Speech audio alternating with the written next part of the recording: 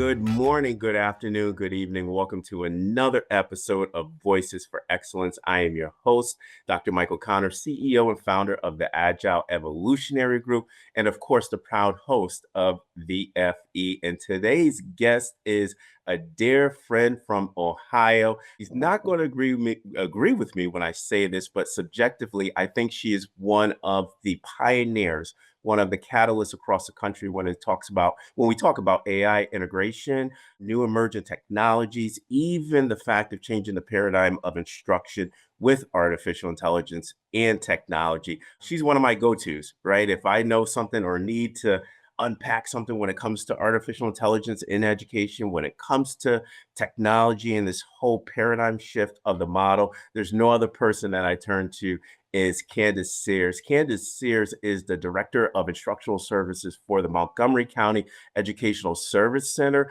but more importantly, she's leading the work in Ohio when it comes to AI policy as well as regulation. So without further ado, my friend from Ohio, how are you, Candice Sears? Welcome to Voices for Excellence, my friend. Thank you, Dr. Connor. I'm so delighted and honored to be on your show today. So thank you, thank you. And those words were super kind. I guess I need more time with you if we're gonna introduce me like that. That's fantastic. Definitely not necessary, but thank you. It is definitely necessary with the work that you're underscoring with so many leaders in the state of Ohio, just not even Ohio, across the country, Candace. So thank you, because sometimes, there's these quote unquote lone wolves out there when we talk about changing a system in this really broad, bold context, but you are doing it in such a way that I like to say is surgical, but it's intentional, and the intentionality is getting results. So glad to have you here. And Kansas, this is just imagine that we're sitting at an event and we're just talking about AI and geeking out. Only thing is, it's just about to be is about to be broadcasted across the world, but no pressure at all, Candace. Here we go.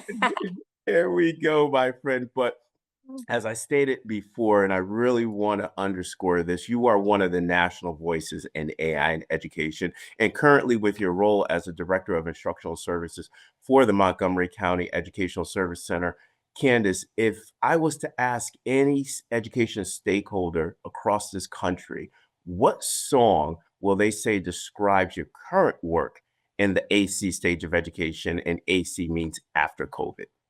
Oh, good question, Dr. Connor. All right. I would say unstoppable. We'll go with that one. That song radiates fierce determination and inner strength, the kind that defines, I would say, my leadership style, while also reflecting empathy while driving purposeful change, blending that heart and hustle. So a little blend there.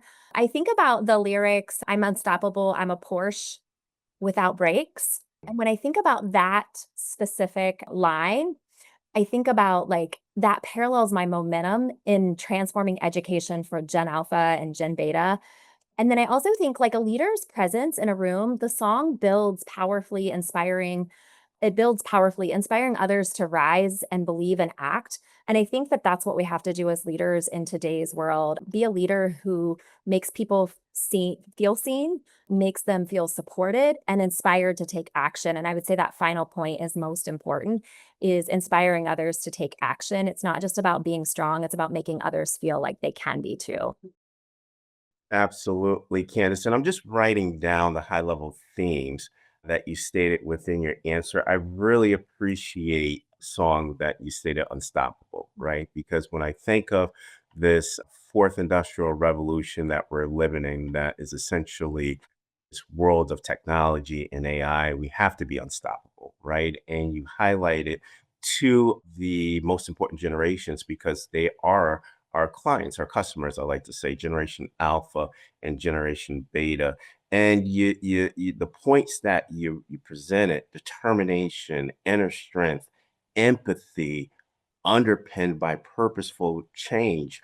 And we have to have this kind of like this be this Porsche without brakes in the context of changing this model for Generation Alpha and Generation Beta. But more importantly, I really want to stretch that word empathy, right? Because empathetic leadership is needed when we're going through radical transformation, redesign that's underscoring, I like to say, a new fluency and a new literacy that has never really been introduced in education in totality. I always say this, Candice, we have to be unstoppable because this is the perfect time for not just systems coherence, but global coherence in the context of the education model.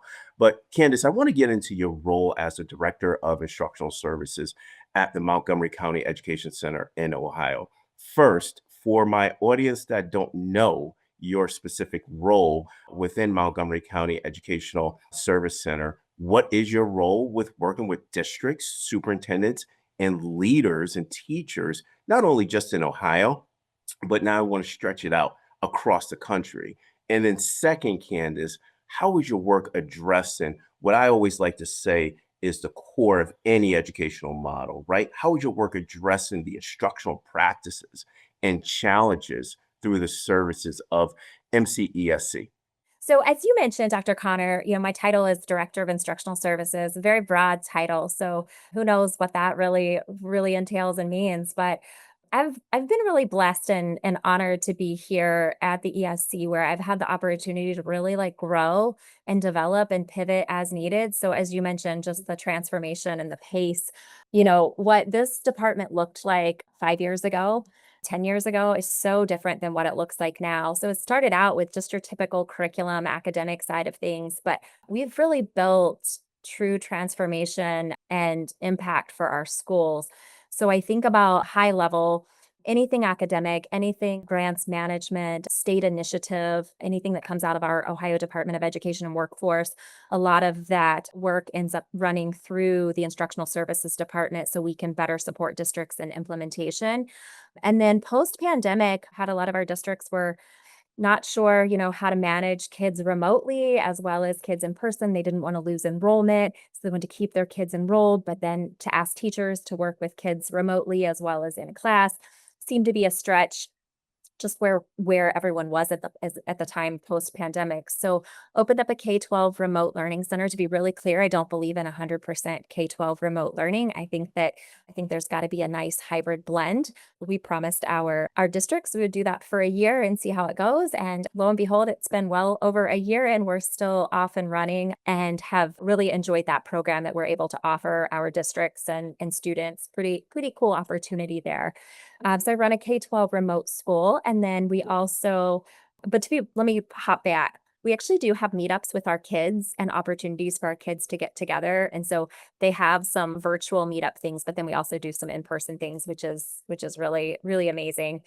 And then a few years after that, maybe actually a year after that, our superintendents and building leaders continued to struggle with the behaviors that they were seeing in middle school and high school.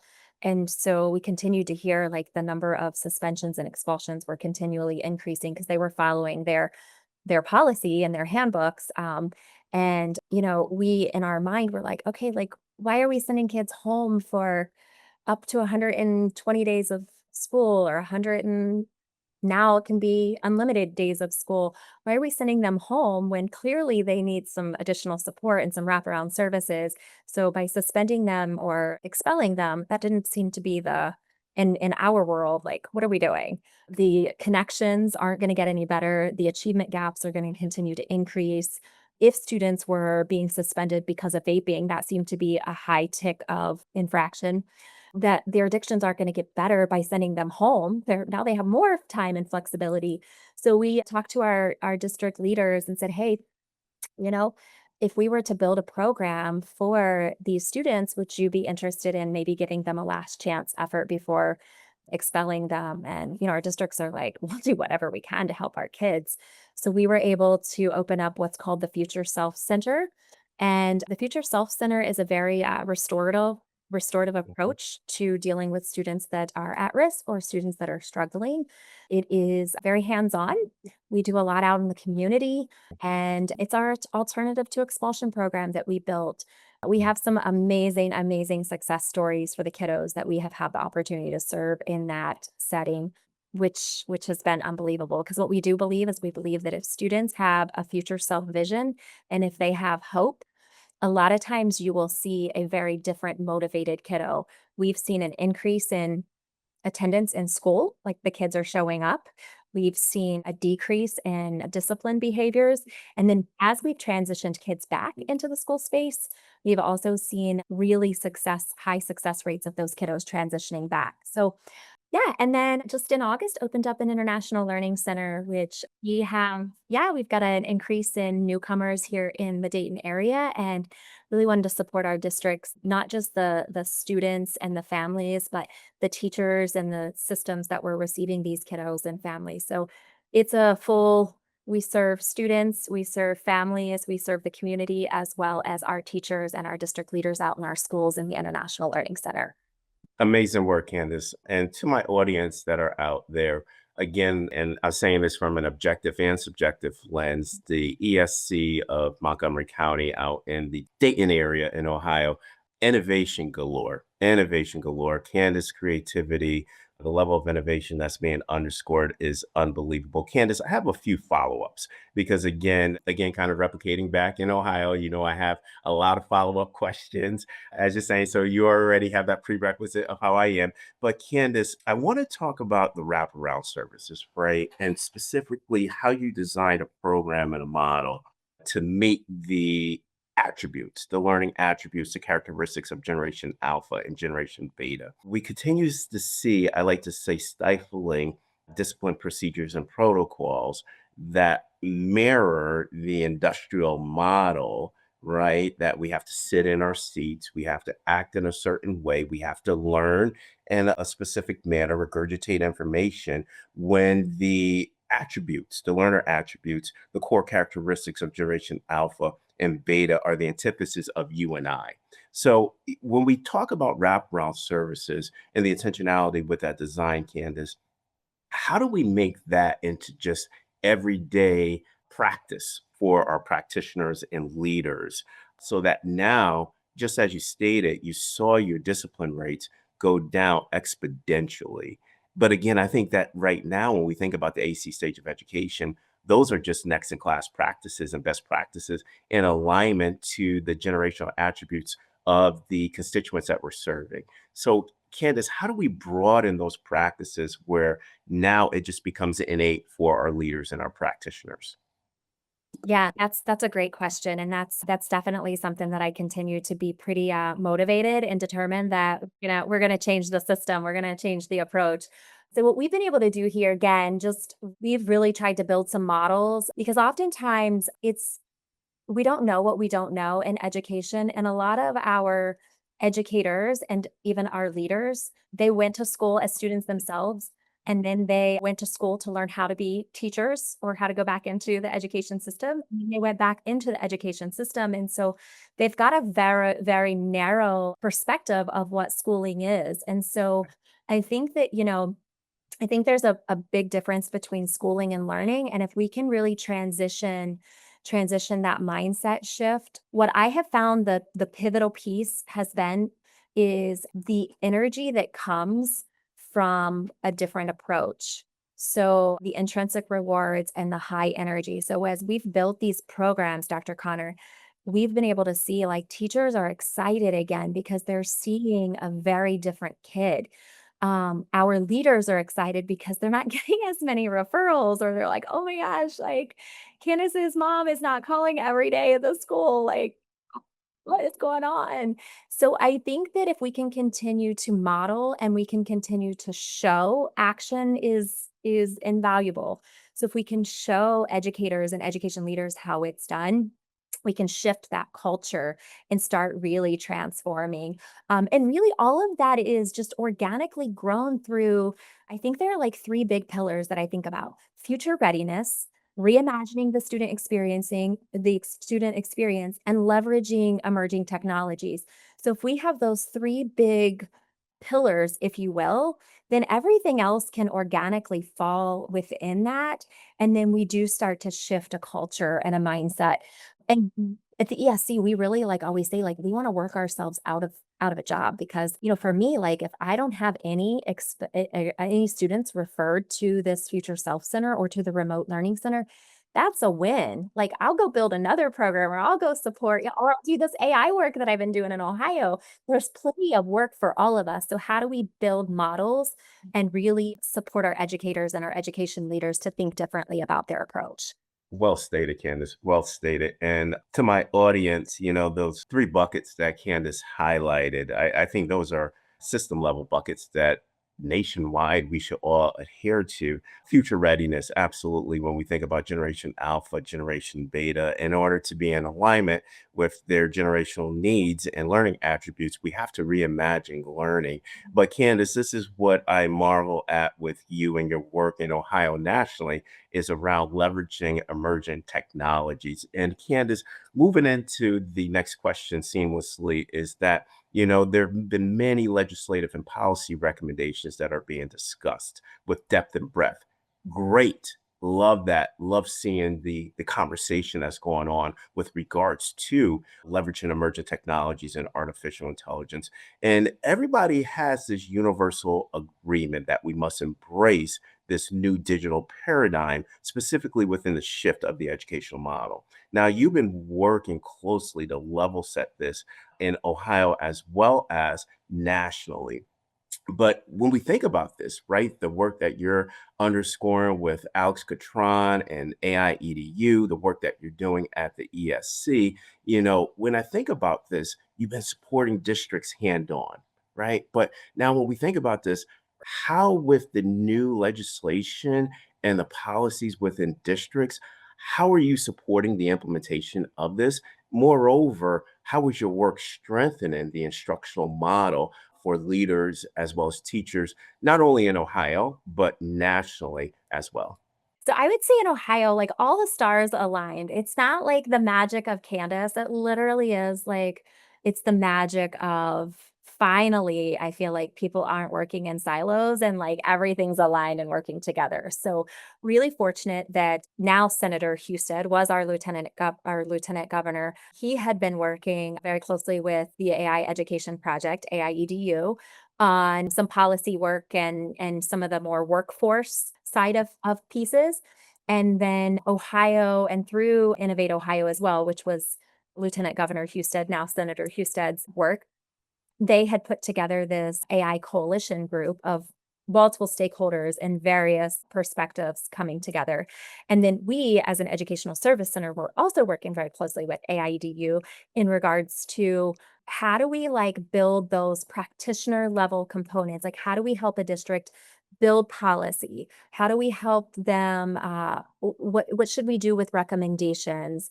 What are some model practices that we need to embed? How do we really take an entire state, so not just one of our districts or the 16 public districts within our county, but how do we really build foundational AI readiness, AI literacy across the state? So when we speak the terms artificial intelligence, we're all on the same starting point in regards to this core foundational level. So with that, AIDU was building this toolkit, this K-12 toolkit, and it was designed for K-12 school districts.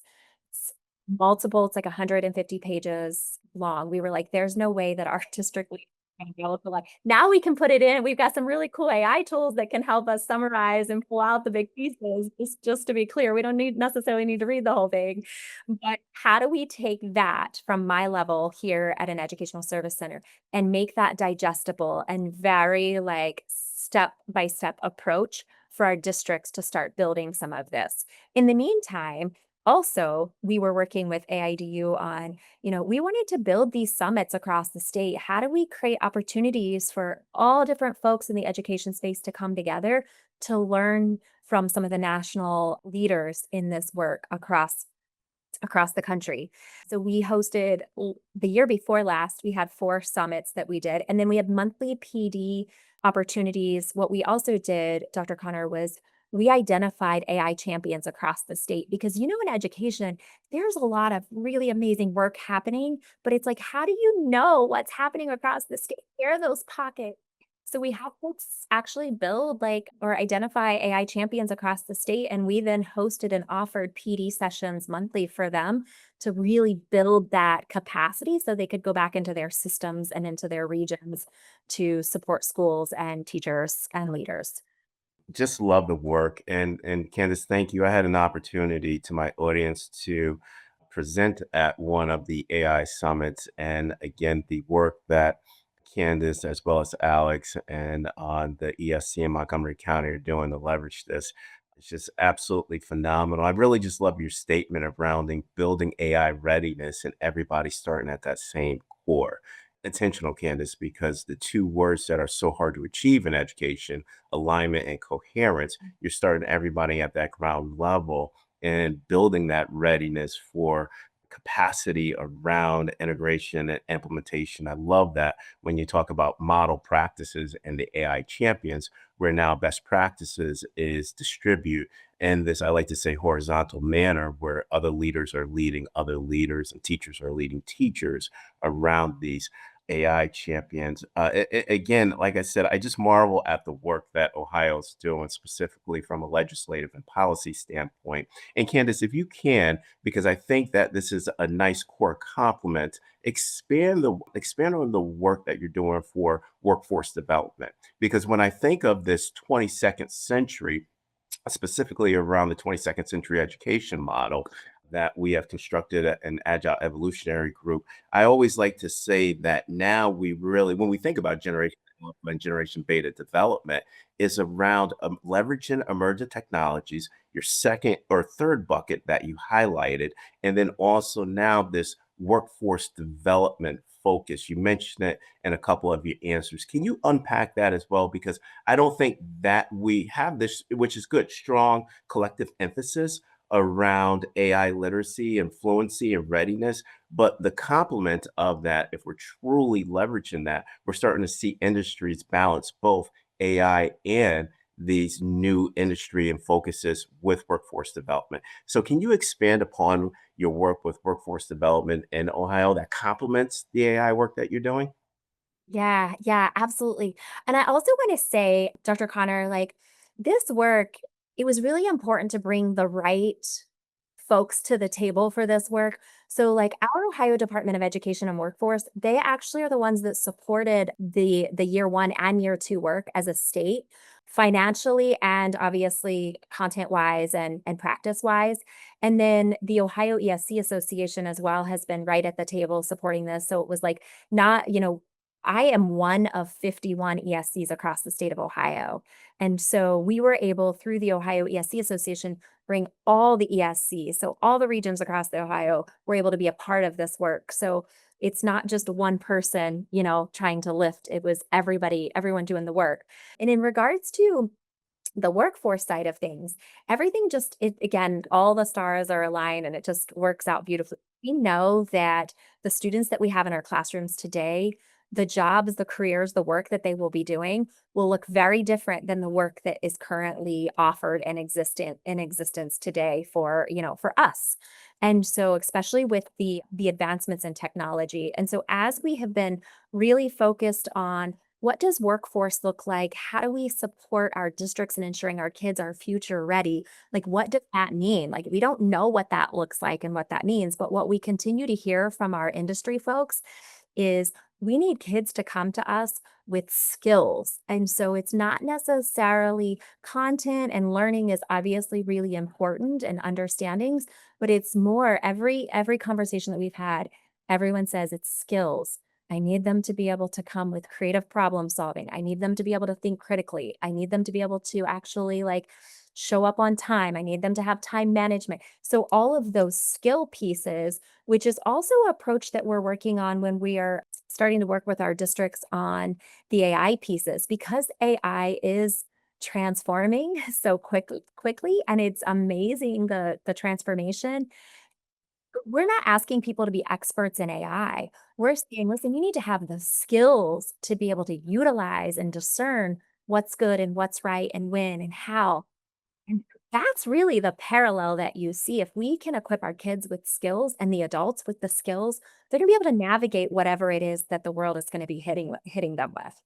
Amazing, Candice. And Candice, you just pretty much outlined the Delta 2030 study that was released by McKinsey. You know me, I would explain it in probably its most technical form. And Candice, you just explained it like, oh, yeah, that is, yes. They would be like, Mike, what are you talking about? And Candice is like, yes. But Candice, you outlined domain three. There's four domains in it. Domain three is self-leadership and all of the skill indicators that you outlined specifically in this chronological order. I was thinking about it. I was like, "Can this is highlighting domain three of the Delta 2030 study released by McKinsey." Absolutely great work. Skills. Skills. That's the key word. Skills. How do we develop skills? Because again, I was just talking to a superintendent in a rural context, and she's about to leverage this rural entrepreneurship pathway that underscores AI at the various tiers. Wow, first, I still need to know what does rural entrepreneurship look like and how do we integrate AI in these various dimensions within this industry of rural entrepreneurship, but skills, we're leveraging skills and within my domain, or excuse me, within my 22nd century systems learner framework, I call it multi-environmental talents, which is skills as well. But Candice, imagine if I was one of your superintendents right now, okay? And I'm coming in, trying to learn about this whole AI piece. I feel overwhelmed. I feel that my kids know more than me. I feel that my teachers are using all these tools, which is great, but I want to create some level set with the implementation of the tools. Candice, I'm one of your superintendents. What are the most practical strategies that you would provide me, any other superintendents, leaders, or teachers where we can employ systemic professional learning, because this is going to be ongoing over the time with, I call it two important verticals. You already stated it before, but I want you to go deeper into this. Build in this level of readiness, literacy, and fluency to strengthen my instructional model, strengthen my teachers and my principals within my district. What we are finding is that districts are in all different levels, and leaders leading this work, they have different approaches to their leadership style. And so we've really given a lot of autonomy to the folks, to our district leaders, our superintendents, our curriculum directors, our IT directors, whomever is a part of this task force. We do encourage districts to bring together a very diverse group of stakeholders to be a part of a task force or an AI task force, AI committee within their school to really start. And I do think at some point we will no longer be saying AI like as a separate entity. I think it's going to be integrated in all that we do, but because it's so new and because we're all still trying to like grapple with like what in the world is happening, we do have it like siloed out in a sense, but I think it's going to become just part of the day to day. But um, the level of support, it varies dependent upon the leader. But what we are able to do is we're able to help with policy development protocols. So step-by-step methods for identifying and implementing AI policies in educational settings. We're able to support with educational resources, like what are some materials to help educators introduce AI concepts to students, making sure that they are prepared for job markets. Ethical guidelines, that's the big piece is like considerations for student privacy, data security, ethical implications of AI in classrooms. When we're working with teachers, the big thing is like we need like teachers to understand because the first response is, are kids cheating and how will we know? And so it's about like explicitly teaching kids how to use AI. So rather than like avoiding the elephant in the room and avoiding the conversation and just trying to have a gotcha moment with students, let's have real conversations with our kids. Our kids are pretty like intuitive and they tell us like, hey, I really think that this should be used for this purpose, or I feel like that's crossing the line a little bit. So, like having those real conversations with students and also having like very explicit lessons with our kids. But that puts our teachers out of their comfort zone. And so teachers have always had to be the experts in everything. And so asking them now to no longer like, you don't have to be the expert, just a facilitator and a guide and like just a partner, like, that's really difficult to get our teachers shifted from being, I have to be an expert before I can introduce anything to kids to like, now we're saying, you don't need to be, don't be. Like, let's just all be on the same playing field with our students and learn together. That's a different approach. Yeah, we professional development, we support stakeholder groups, AI task force. We go in and we can be as involved as we need to be, or we can equip the leaders with everything they need, and we can be invisible in the background, just feeding them whatever they need. Or I would like to say that I've just had the great opportunity. I'm a connector, and just like that's who I am as my style. And so I meet amazing people like you that I'm like, oh, listen, Dr. Connor has an amazing resource that would be really helpful for this problem you're trying to solve. And so just being able to know what's out there, the landscape, and then connecting people and then getting out of the way. And Candice, that's sometimes our issue as educators and leaders, right? We don't get out of the way, right? When is that? Candice, I love your answer because I always use the example that we have to differentiate instruction by the educational needs for students. We have to be able to differentiate professional learning based on the baseline of where our leaders and teachers are and be able to create that differentiated learning to be able to advance specific policy or AI concepts that you were talking about. I always say andragogy and pedagogy.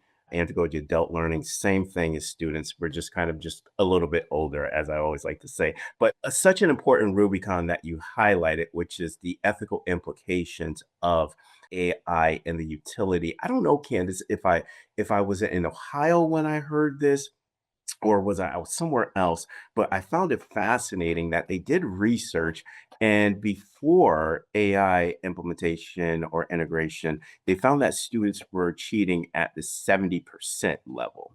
Now, with AI readily available, ChatGPT, Claude, the actual cheating rate remained at 70% and even lower too in certain areas. So we come with this misconception that students are automatically cheating. But again, when we look at the research and the data where it's even lower or at that point of the baseline of where it was before, again, unwrapping ethical implications and implementation with students and for adults to know what this look like with our students is very, very important. But you hit upon a concept that I think that needs to be really unpacked and interrogated, which is moving the practitioner from the expert to a facilitator, right? I think that if we make that shift, the residual effect will be we will see more students engaged in their learning because, again, the locus control of their learning goes back to who? The student,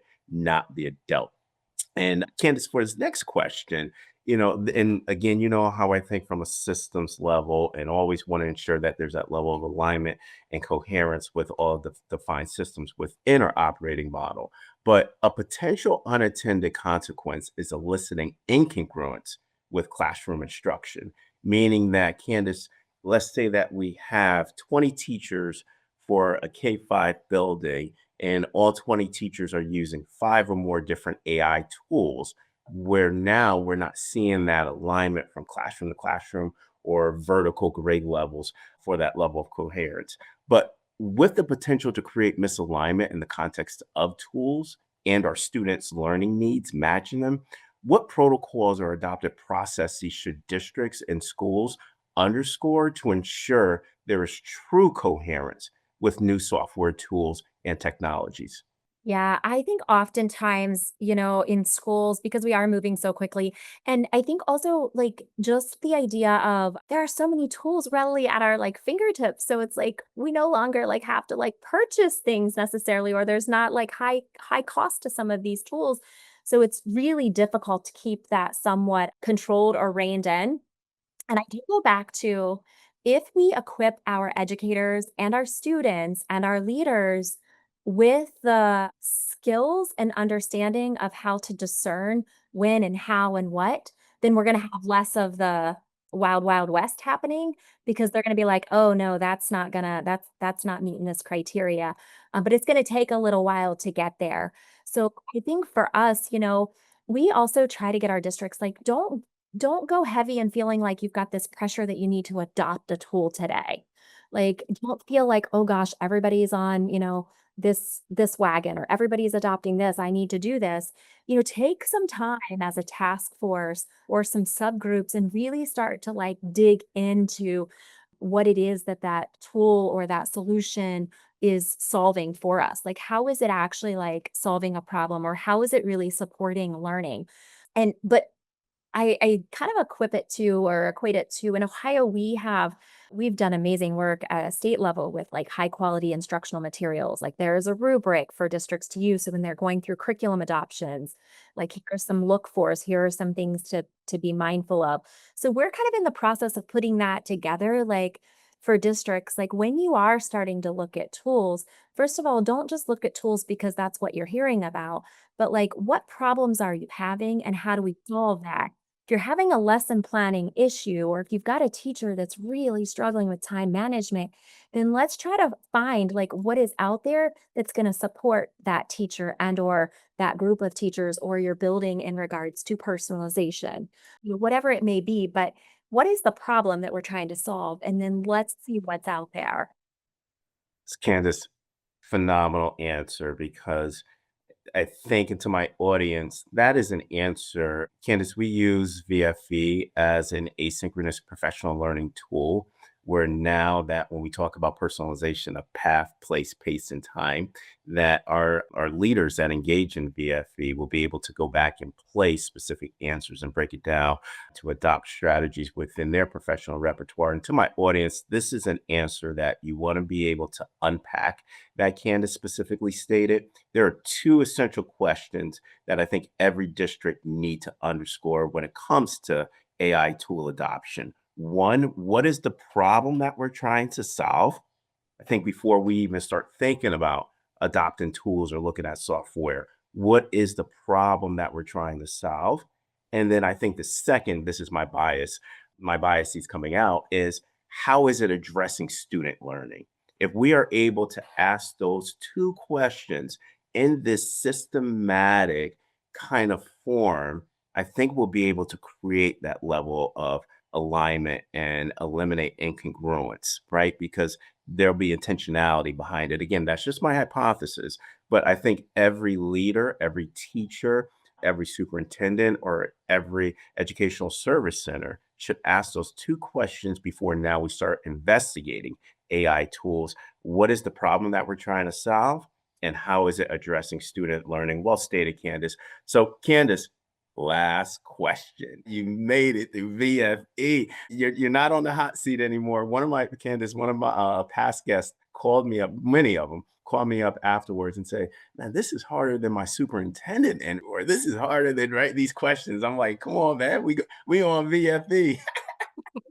Love it. Love it. But Candice, last question now. Literally, people are rule breakers when it comes to this question.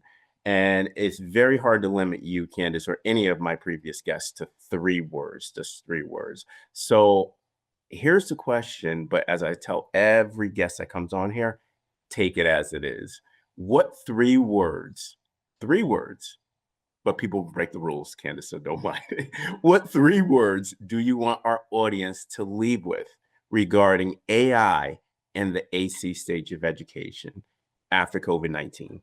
Yeah, I think my first response that is really general would be like personalization, augmentation, and foresight. But I'm not going to go with those because those are too boring. And that's probably what everyone's going to say, Dr. Connor. So, like learnerverse. So, this blended universe where physical and digital learning worlds converge. So, custom built by AI to meet each learner in their own orbit of curiosity, culture, and capability. Like, I think learnerverse, like that's a key when I think about AI and advancements. Human lift is my second word. AI as a force that elevates human brilliance. I think we're all worried like, oh, it's going to replace humans. Like, how do we use AI as a force that elevates human brilliance, not replaces it? From teachers to students, it's about lifting thinking, empathy, and creativity beyond those traditional limits. So that's what I mean by human lift. And then thirdly, I would say future sync. So the harmony of present actions with future demands. So thinking always like always forward thinking, always thinking in the future. So AI empowers education systems to stay in step with a rapidly evolving world, ensuring that today's learning experiences are always aligned with tomorrow's opportunities for our educators and for our kiddos. Absolutely. Candice, well stated. Learnerverse, which is more on the lines of customly built for our learners. Human lift. I love that. Human lift with human brilliance. I always say that kind of like that Moore's law, right? How do we create this equilibrium? We always say with humans and machines and kind of like that technological world, which transition it to human intelligence with artificial intelligence in our classroom and leadership domains and future sync. We always have to be forward thinking. That's why I say the 22nd century education model, the future of education is right now. Miss Candice Sears, thank you so much for coming on Voices for Excellence. To any of my audience or viewers that want to contact you regarding policy development, protocols, logic model implementation, checklists with regards to policy rules, or even adopting this learner verse mindset and model, how would they be able to get in touch with you? So I'm definitely on LinkedIn. So you can find me on LinkedIn, Candice Sears, or you're welcome to at the Montgomery County ESC's website, mcesc.org. You can find me there, or my email is easy. It's my first name dot last name at mcesc.org. Thank you, Candice. And Candice, continue the great work, the national as well as state level impact and influence that you're having within the education ecosystem. I admire your work from afar as well as near. So, again, your leadership signature is just one to be able to emulate specifically around this new domain and dimension of AI. So, thank you, Candice, for coming on VFE, my friend. Hey, thank you. Thanks for inviting me. And thank you for your continued work in this space as well. Absolutely. And on that note, onward and upward, everybody. Have a great evening.